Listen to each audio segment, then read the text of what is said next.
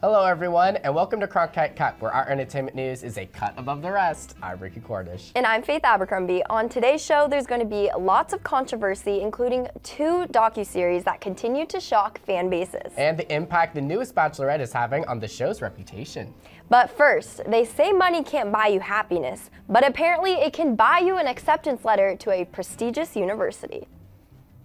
Actresses Felicity Huffman and Lori Loughlin are 2 of over 40 individuals who have recently been charged for using bribery and fraud to get their children into universities such as Georgetown, USC, Yale, and Stanford. I know, crazy. Loughlin and her husband Massimo Giannoli are accused of paying $500,000 to the University of Southern California's crew team to have 2 of their daughters designated as recruits, despite the fact that neither of them participate in a sport. These stars are also allegedly bribed SAT and ACT exam graders to allocate fake test scores to their children. According to Fox News, this bribe was anywhere between thousands of dollars to $6 million. Their oldest daughter and YouTube star, Olivia Jade, currently attends USC. Loughlin and Giannoli were both taken into custody, but both have been released on bail and are expected to appear in court on March 29th. Ricky, honestly, this makes me speechless because I wrote a long essay to USC and got denied, but here we are at ASU, but I'm glad to say that I earned this acceptance here. Exactly. I mean, for me personally, it's just frustrating because there are people who are not in as great circumstances as these kids are. They work their butts off all throughout high school, and they still go to these universities and they're taking out loans, and it's just such a harder feat for them to achieve that goal of getting a degree from a prestigious university like that. I think people just paying their way through. It's just unfair. Yeah, and don't get me wrong, like, of course these parents are totally in the wrong, but why is no one getting mad at these universities? It's true. I mean, they're the ones denying these applications and saying no to students who work their butt off, so why isn't anyone getting mad at them? I totally agree. I think the universities and the parents deserve all of the hate and all of the crazy backlash that they've been getting because it's just not right to everybody else who works really hard for what they want. I agree. It's honestly just kind of disappointing. It's exactly right. Well, now let's head to Evan and Jordan with some tragic news on a beloved game show host. Last week, legendary Jeopardy host Alex Trebek shocked the nation with his announcement that he had been diagnosed with stage 4 pancreatic cancer. Trebek delivered the sad news in a video posted to the Jeopardy YouTube page last Wednesday. He said that he'll fight the disease and that he plans on beating the low survival rate statistics for it. He quipped with his signature wit that he has to beat it because under the terms of his contract, he has to host Jeopardy for the next 3 years. Tuesday marked the first scheduled day of production for the show since Trebek's announcement. A spokeswoman for the show reassured viewers that Alex was there and behind his podium as scheduled. There has been an outpouring of support and encouragement for Trebek since his announcement, including words of encouragement from Pat Sajak and Ryan Seacrest. Here's a quick clip of Trebek's statement. Hi, everyone.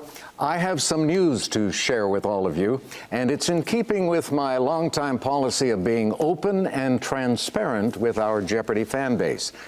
I also wanted to prevent you from reading or hearing some overblown or inaccurate reports regarding my health. So therefore, I wanted to be the one to pass along this information. Now, just like 50,000 other people in the United States each year, this week I was diagnosed with stage 4 pancreatic cancer. Now, normally the prognosis for this is not very encouraging, but I'm going to fight this, and I'm going to keep working. And with the love and support of my family and friends, and with the help of your prayers also, I plan to beat the low survival rate statistics for this disease. Truth told, I have to, because under the terms of my contract, I have to host Jeopardy for 3 more years. So help me, keep the faith, and we'll win. We'll get it done. Thank you. The Cronkite Cut family sends its thoughts and prayers to Alex during his brave journey. Now for some more pressing issues in the entertainment world this week. The next clip is taken from R. Kelly's first interview since sexual abuse allegations against the I Believe I Can Fly singer has been brought to light. Take a look. Quit playing. I didn't do this stuff. This is not me. I'm fighting for my life. Y'all killing me with this. I gave y'all 30 years of my career. Robert. 30 years of my career. Y'all trying to kill me. You killing me, man. This is not about music. I'm trying to have a relationship with my kids, and I can't do it. The release of a Lifetime docuseries titled Surviving R. Kelly follows 2 decades worth of sexual abuse claims against the musician, most of which involve girls who were underage at the time of their involvement with him. Gayle King from CBS This Morning asked R. Kelly about these allegations in an hour-long interview, and he made his feelings very clear, even standing up at one point shouting directly to the camera that he was innocent. R. Kelly found himself behind bars just 8 days after the interview took place, for the second time in 2 weeks. The first time he was indicted on 10 counts of aggravated criminal sexual abuse, and the second, failure to pay child support. After an anonymous friend posted his bail, he is again walking free. King spoke to the parents of 2 of R. Kelly's girlfriends and alleged victims who claim Kelly brainwashed their daughters. King has also interviewed those girls who defended him, claiming their parents are lying for money. We'll keep you updated as more information unfolds. Evan, this is just an example of one of the explosive documentaries and docuseries that have been coming out recently. The Ted Bundy tapes were another one that caused a lot of controversy because people felt like maybe they shouldn't be glamorizing Ted Bundy.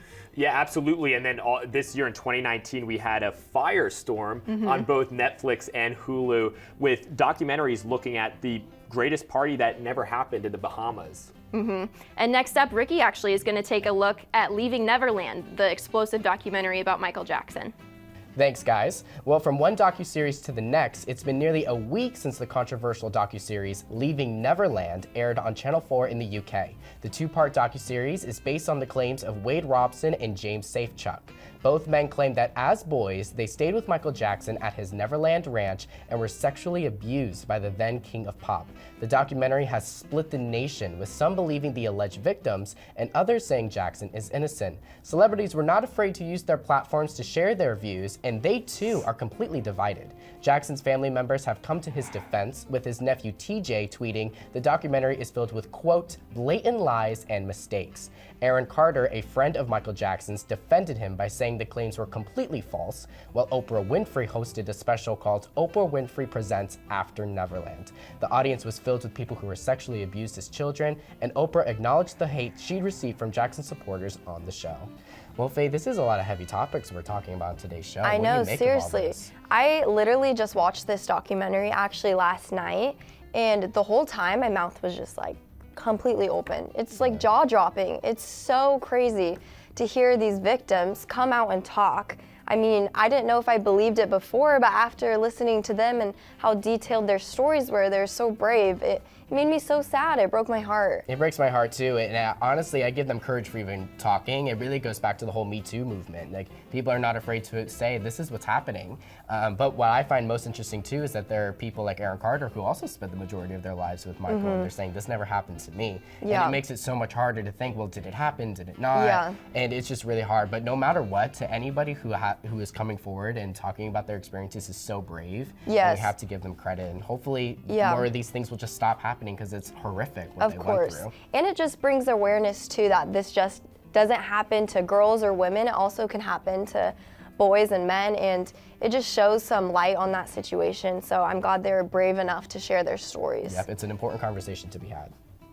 Now let's head to Pascal for updates on a popular singer's upcoming project. A Broadway musical with over 20 Britney Spears songs? Count me in.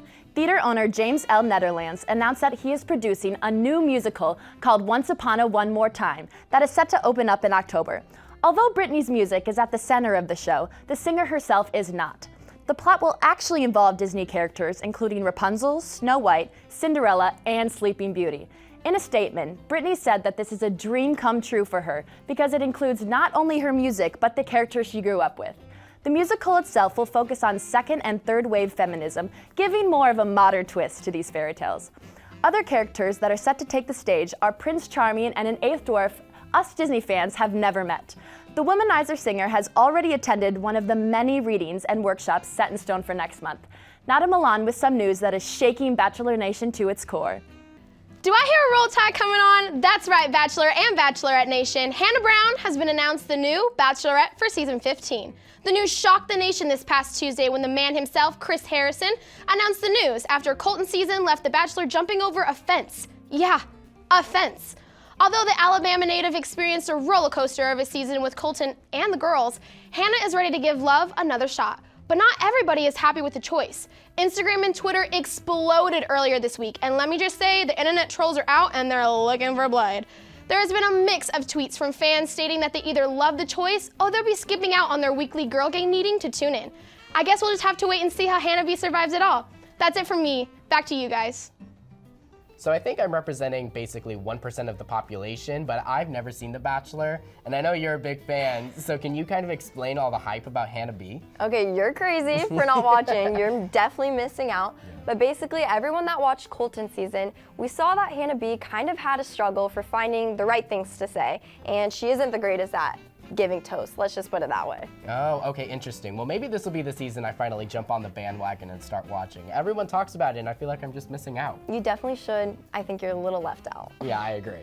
Well, that does it for this week's episode. Look out for updates on our social media at Cronkite_Cut. And for all the latest episodes and bloopers, check out our new and improved website, cronkitecut.weebly.com, or on our YouTube channel. We'll be back next week. I'm Faith Abercrombie. And I'm Ricky Cornish. Cronkite Cut is your source for entertainment news. A cut above the rest. Thanks for watching.